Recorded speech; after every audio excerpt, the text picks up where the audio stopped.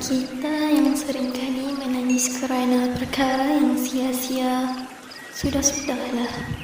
Ingat, barang siapa yang banyak mengalirkan air mata kerana manusia, dia akan kurang mengalirkan air mata kerana Allah. Siapa yang banyak mengalirkan air mata kerana makhluk, berhati-hati sebab kita bimbang kita akan kurang menangis kerana Al-Khaliq, iaitu kerana Allah Subhanahu wa Ta'ala. Istighfarlah, sedarlah, bangkit dari lena kita.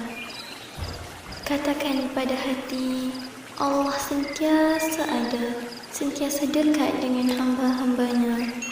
Setiap rasa sakit, setiap rasa sedih, setiap rasa kecewa dan sebagainya yang ada pada diri kita, Allah yang beri.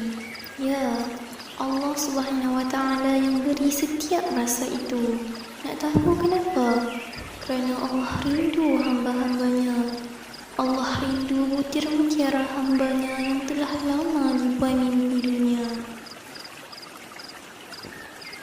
Sahabat-sahabat sekalian, buat kita yang seringkali melupakan kekasih yang paling agung, keluarlah dari helah dunia dan ingatlah Allah sedang menanti setiap hambanya di pintu taubatnya.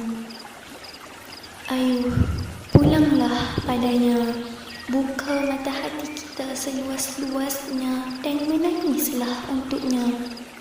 Menangis untuk menagih cintanya, menangis kerana memohon taubatnya, menangis kerana rasa berdosa padanya, dan menangislah kerana takut padanya. Kerana Allah Subhanahu wa Ta'ala telah berfirman dalam surah Al-Hajj ayat 19. A'udzu billahi minasyaitonir rajim. Wa la takunu kalladzina nasullah. Maksudnya, dan janganlah kamu seperti orang-orang yang lupa kepada Allah. Dalam satu riwayat yang sahih, Nabi bercerita sambil menangis. Nabi kata, aku diberi gambaran daripada kalangan umatku yang telah diheret untuk dilemparkan masuk ke dalam neraka Allah. Apabila dia nak dicampakkan ke dalam neraka Allah, tiba-tiba salah satu bulu matanya, bukan semua, seurat, sehelai bulu matanya berkata-kata kepada Allah, sesungguhnya Nabimu, iaitu Muhammad SAW pernah bersabda, mata yang mengalirkan air matanya kerana Allah tidak akan disentuh oleh api neraka Allah selama-lamanya. Aku menjadi saksi kepada hamba-Mu ini.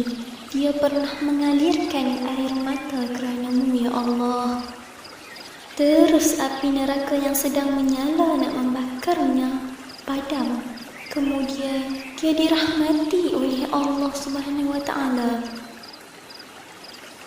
Dia dikeluarkan daripada neraka dan dimasukkan ke dalam syurga Allah Subhanahu wa Ta'ala. Ingatlah, menangislah kerana Allah. Kerana hanya Allah sahaja yang layak buat semua titisan air mata kita. Tuan-tuan, puan-puan dan sahabat-sahabat sekalian, percaya atau tidak, air mata yang mengalir kerana Al-Khaliq ini sangat-sangat hebat. Sebab apa saya kata begitu? Sebab disebut dalam kitab Bidayatul Hidayah, pada hari kiamat nanti, api yang bergemuruh akan datang. Api itu keluar bagaikan gunung. Ketika itu, umat Muhammad SAW telah berusaha untuk menolaknya, tetapi api itu tidak juga kembali. Lalu datanglah Jibril alaihi salam sambil membawa segelas air sambil berkata, ambillah air ini dan percikkan ke api itu. Kemudian Rasulullah SAW melakukan perkara itu. Dan seketika itu, api itu pun padam. Subhanallah, Allahu Akbar. Itulah air mata hamba-hamba yang menangis kerana takut kepada Allah Azza wa Jalla. Allah jadikan sesuatu perkara, pasti ada sebabnya dan pasti ada kelebihan yang kita sendiri tidak boleh tafsirkan. Dengan air mata je tuan-tuan, puan-puan sekalian, api bagaikan gunung itu boleh padam. فَبِأَيِّ آلَاءِ رَبِّكُمَا تُكَذِّبَانِ. Maka nikmat Tuhan yang manakah yang kau dustakan? Ar-Rahman ayat 13. Ayat itu diulang sebanyak 31 kali dalam surah Ar-Rahman, kerap membuat siapa pun tertegun membacanya.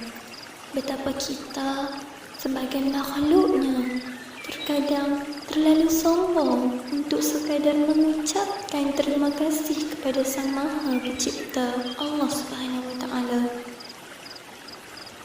Menikmati ketentuan Allah atas untuk dioptimalkan sesuai kemampuan yang dimiliki. Dengan begitu akan menjadi pribadi yang sempurna. Kita sebagai makhluk, sebagai hamba, jangan sesekali sombong dengan Sang Pencipta kita. Bersyukurlah kalau kita mampu menangis kerana takut padanya, mampu menangis di dalam sujud taubat.